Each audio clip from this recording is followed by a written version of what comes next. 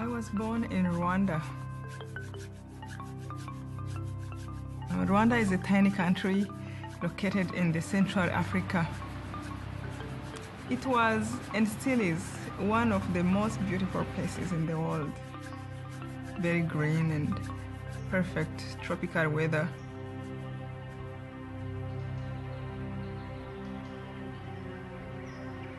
My village was in Kibuye. Our house was on a hill that overlooked Lake Kivu.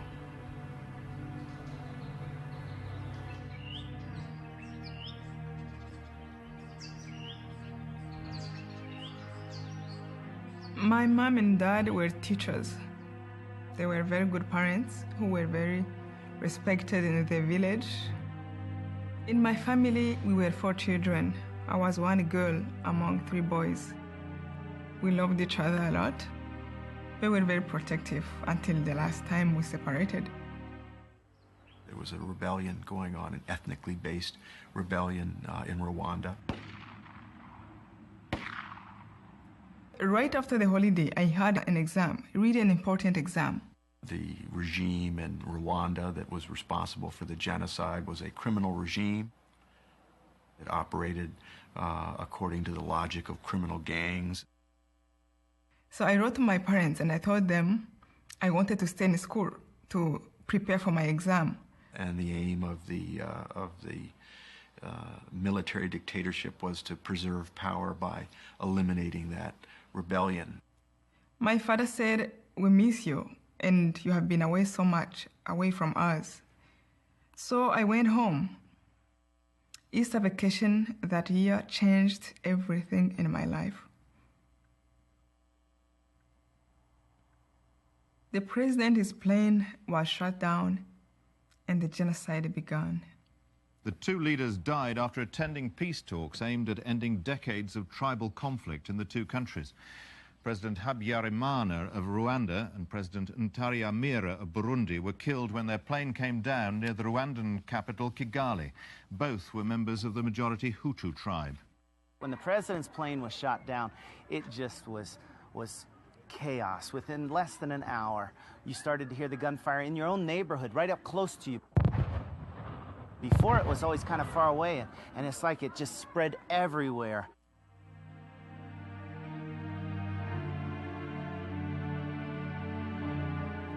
And it was a very well-organized program of genocide.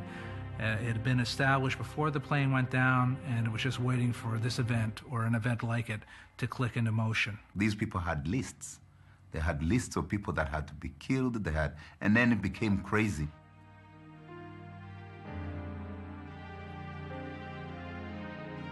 And I remember my father telling me, "We are worried that you might get raped, and we are worried that we can't help you." They were going home to home, neighborhood to neighborhood, breaking down doors, hacking people to death. Some of the names of Tutsis were being broadcast on the radio.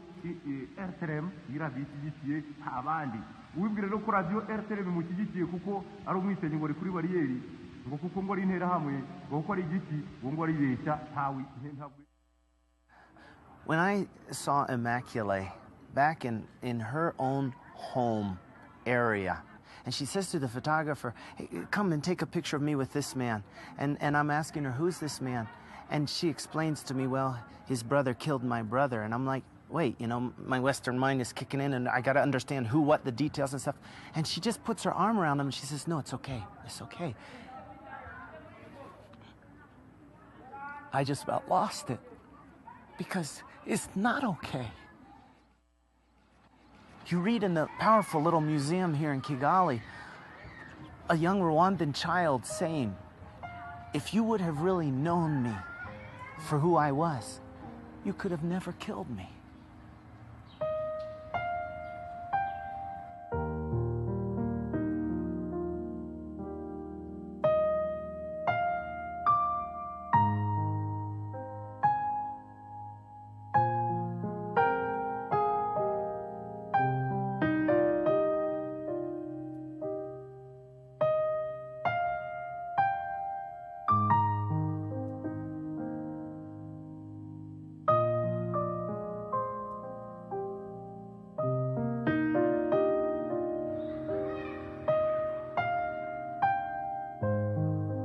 When I think about heroes here in Rwanda, I think about people like Immaculée, who are willing now to share what life is like, going back, touching on it, exploring it.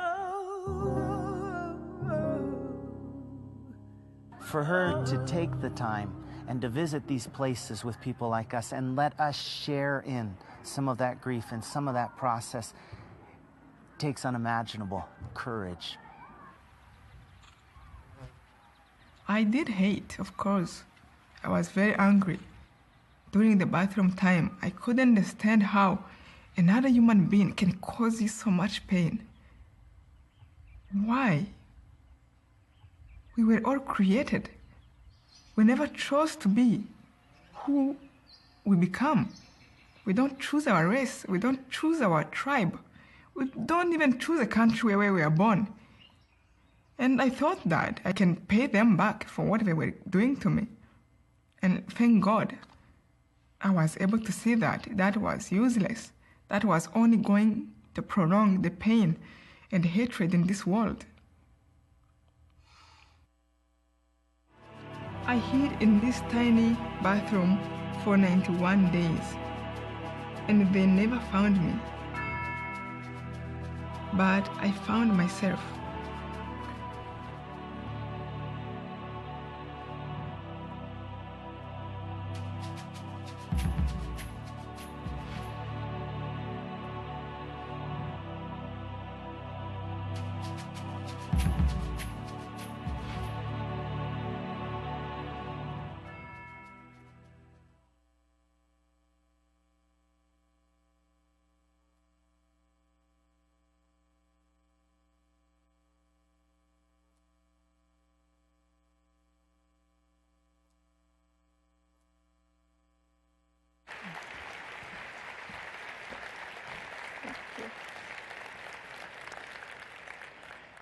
Thank you so much for having me. Thank you for inviting me to share my story with you. It is really a joy to be among people who give hope to people.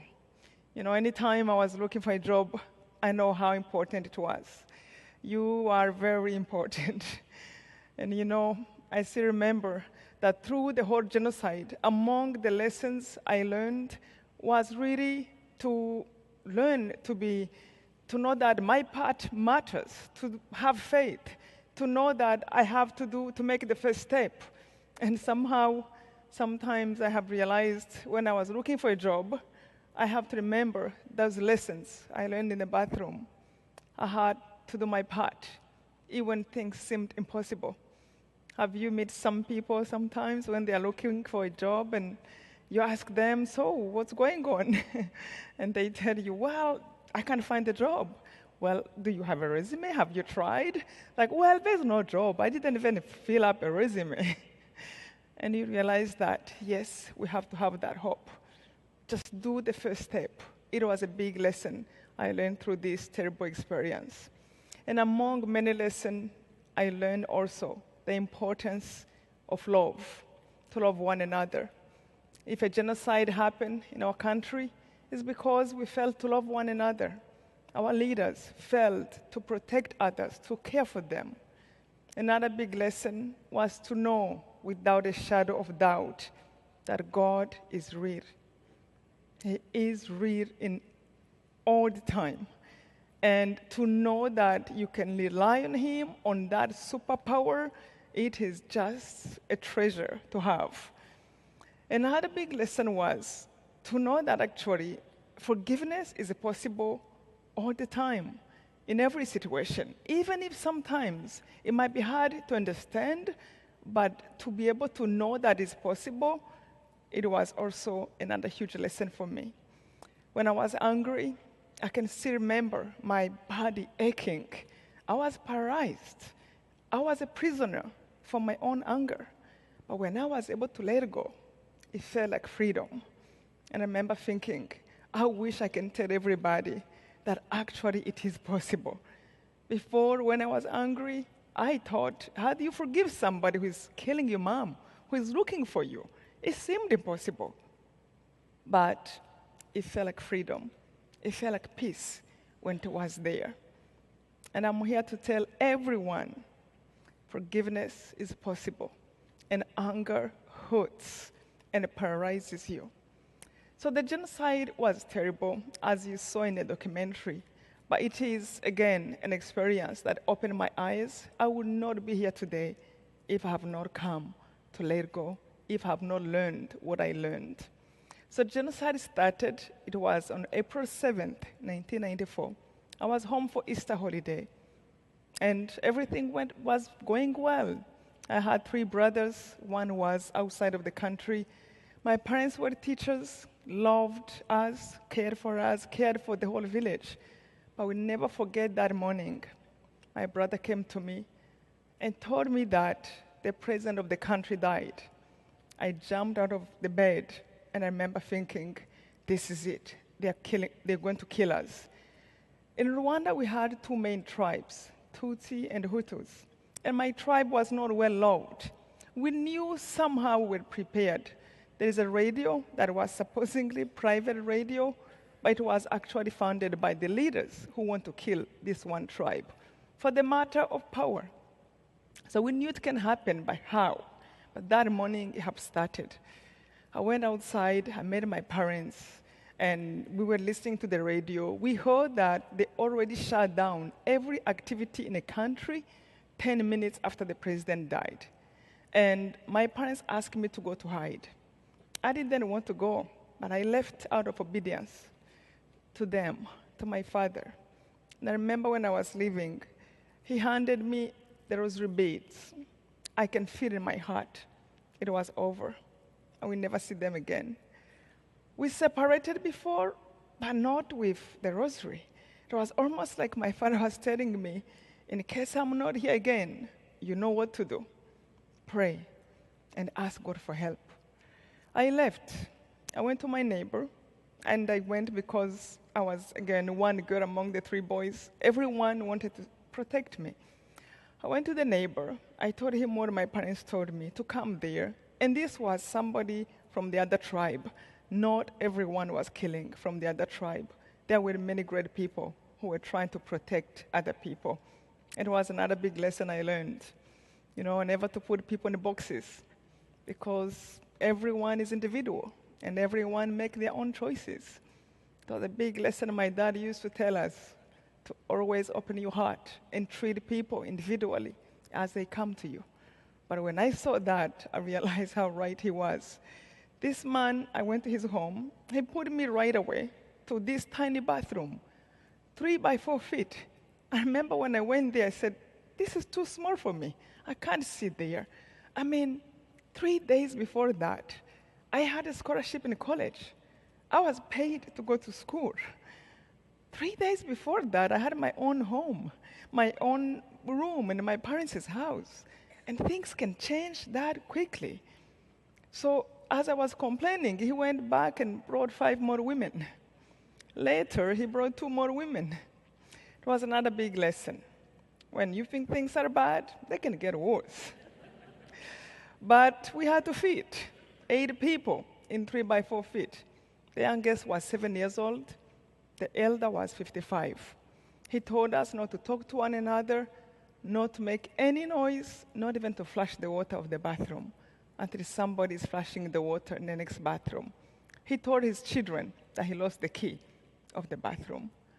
We sat there. I went through so many emotions I never thought were possible. Anger that can kill you. Impatience that can kill you. All these emotions there you never thought you had.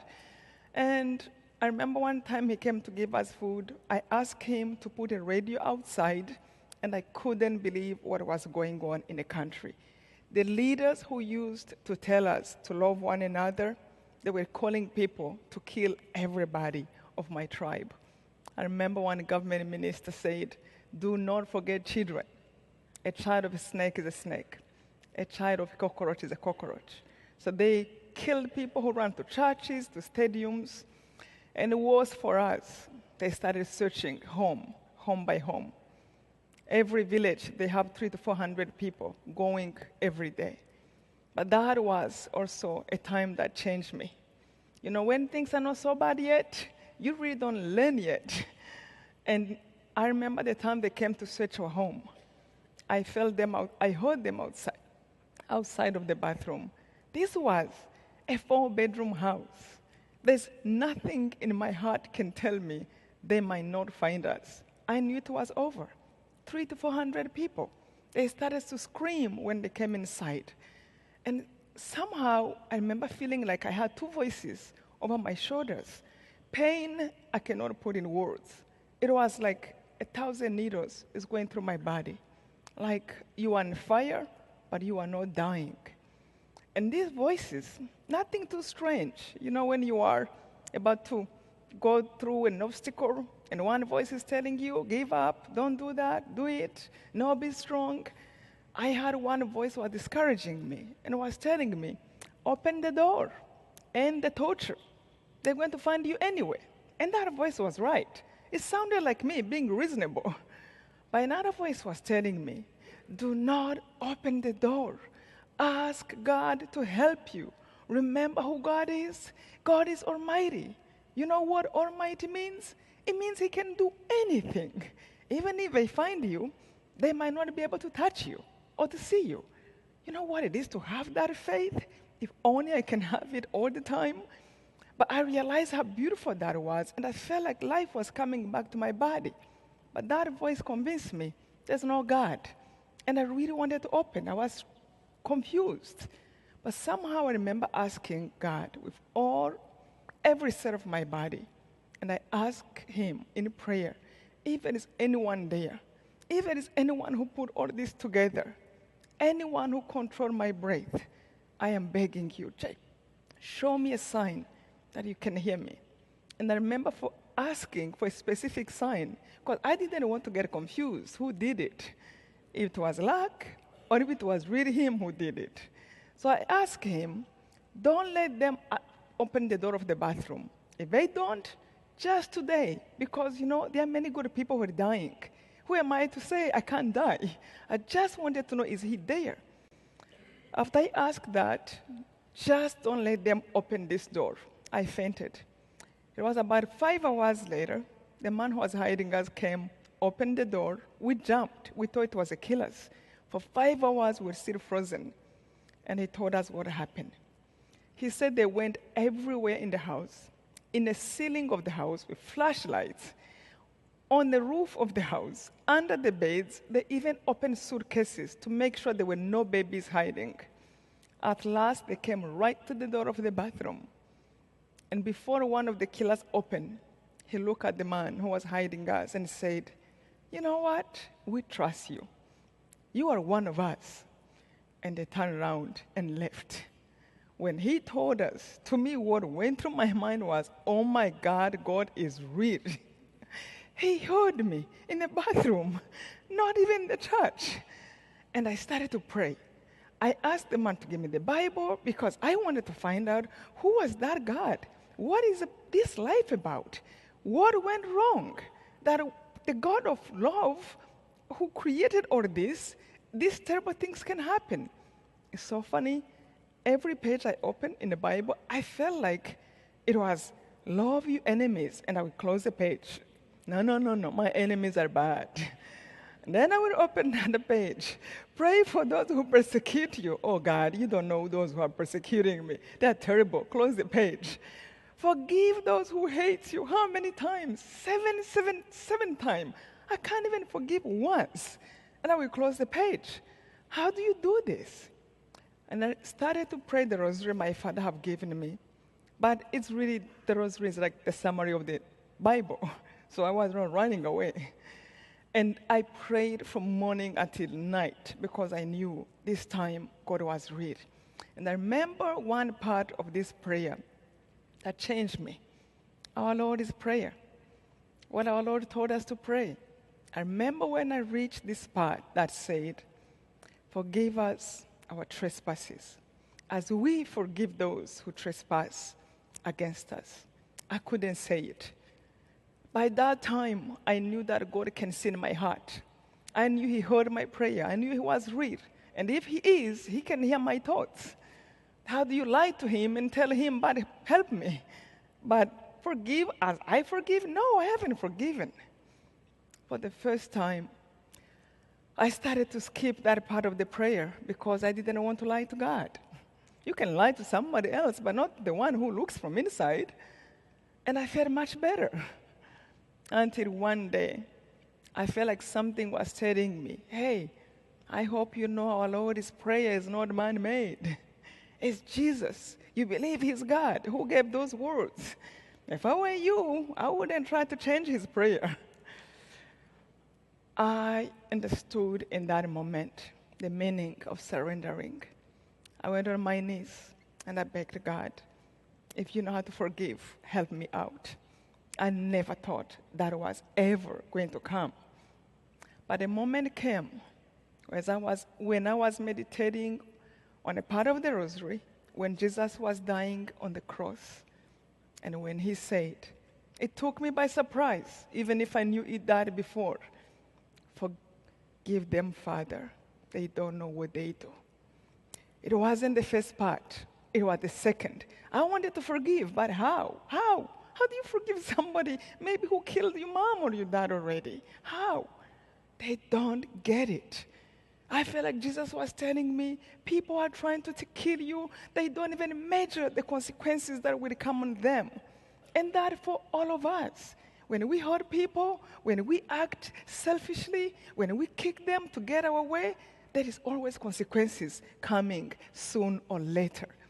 And I felt like he was making it clear. Those who are hurting you, they will not be able to live with their own consciences for what they have done. Let them go. You don't have to be like them. It was almost like the world was divided in two parts. All of a sudden, there is a part of love and there's a part of hate. And on the part of love, there are people like Mother Teresa, people like Mandela, people like Gandhi, people who have suffered. But no matter what they suffer, nothing will change their mind. They will stand for truth, they will stand for love, they will stand for peace.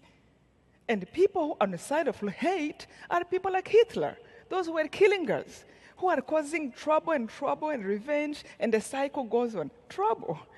And I felt like Jesus was asking me, where do you want to be? With Hitler or with Mother Teresa? And you cannot be on both sides. We cannot have hate and love in the same heart. We had to choose. It was that time when I saw it clear. Of course, I admire Mandela. I admire Mother Teresa. These are the people I think are strong, who did the right thing. And when I moved to their side, I was in a good company. It was like a huge luggage was lifted. I wanted to be like them. I wanted to spread peace. I wanted to say, this is stronger. I wanted to move people from here and change their mind as I was changing to come on this side. It was then I felt, this must be what they call forgiveness, the peace I'm feeling, the freedom to dream. If you read my book, Left to Tell, I started learning English when I was still in the bathroom. Because when the anger was gone, this force, this sickening force in my heart, in my head, in my mind was occupying my mind. When it was gone, I was left with a question. Now what do I do with my life? Since I'm not angry anymore, I had to learn English just in case I might have to find a job with people who speak English. I had to think about my future. How do I take care of myself? And the girls thought I was going crazy, but it was so clear. So funny, actually. The English I learned in the bathroom, I had to read a book in English. I asked the man to give me, and a dictionary English-French, using one word per word and going to check the meaning of it. And it's so funny. Every phrase I memorized in that bathroom, 3 months later, I found myself sitting in an interview with United Nations, exactly being asked the same questions in English. What's your name? I'm like, I know that question. I already rehearsed in the bathroom. And it really, it's amazing how we can be prepared. But all that, it was really because the anger was out. We ended up staying in that bathroom for 3 months. The very first time I came out, I was hoping that maybe some members of my family are still hiding, as I was. But I found out everybody was killed. My mom was killed. My dad, my two brothers, my grandma, my grandpa, my neighbors, my schoolmates, my friends. It was like end of the world. 1 million people was killed in a period of 3 months. Rwanda is the size of Maryland state. You can cross the country in 6-8 hours. Everywhere was dead bodies.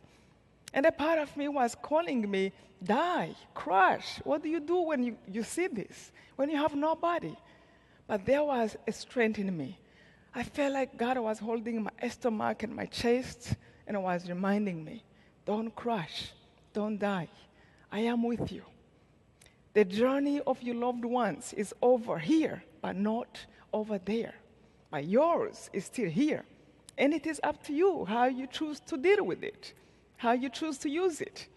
It might be 1 more year, 1 week, 1 day, 10 years, 50 years.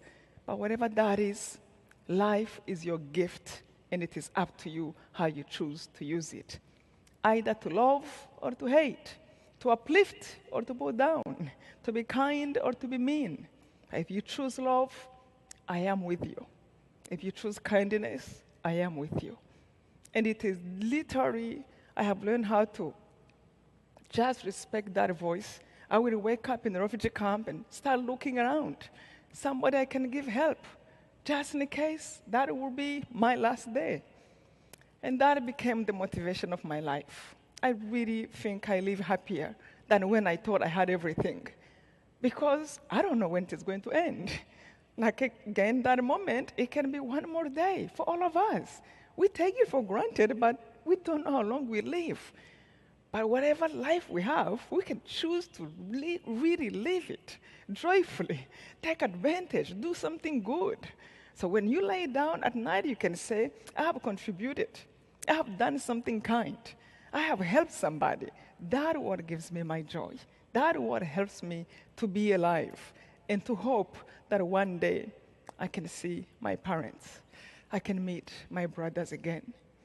And before I leave, I want to remind you, I know many times we speak to a group, and it is a group, but everyone is individual. And we all have our own experiences. We all have our own troubles, our own obstacles we face.